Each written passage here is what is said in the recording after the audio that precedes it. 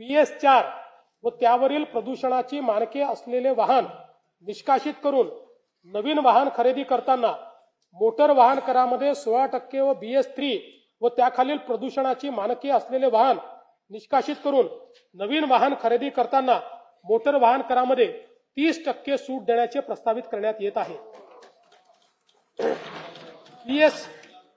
BS4 व त्याखालील वायू प्रदूषणाची मानके असलेल्या परिवहनेतर खासगी संवर्गातील वाहनांच्या पर्यावरण करामध्ये दुचाकी वाहनांवर ₹2000 वरून ₹4000, हलके मोटर वाहन पेट्रोल कार यावर 3000 वरून ₹6000 व हलके मोटर वाहन डिझेल कार यावर ₹3500 वरून ₹7000 एवढी वाढ करण्याचे प्रस्तावित करण्यात आले आहे।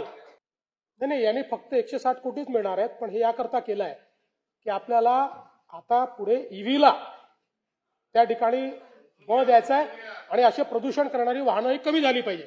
म्हणून सध्या राज्यात क्रेन आरोहित वाहने, क्रेन माउंटेड व्हेकल यांना वाहन किमतीच्या 7% प्रमाणे एक रकमी कर आकारण्यात येतो। अशा वाहनांना मोटर वाहन कराची कमाल मर्यादा म्हणजेच ₹30 लाख करण्याचे प्रस्तावित आहे। महाराष्ट्र मुद्रांक अधिनियम कलम 59, 60, 63A व 68A या कलमांमध्ये कमी मुद्रांकांवर दस्त निष्पादित केल्यास अपराध सिद्धीनंतर सक्त मजुरी व शास्तीची तरतूद आहे।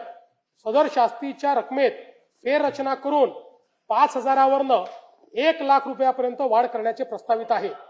यामुळे कमी मुद्रांकावर दस्त निष्पादन करण्याचे प्रमाण नियंत्रणात येईल।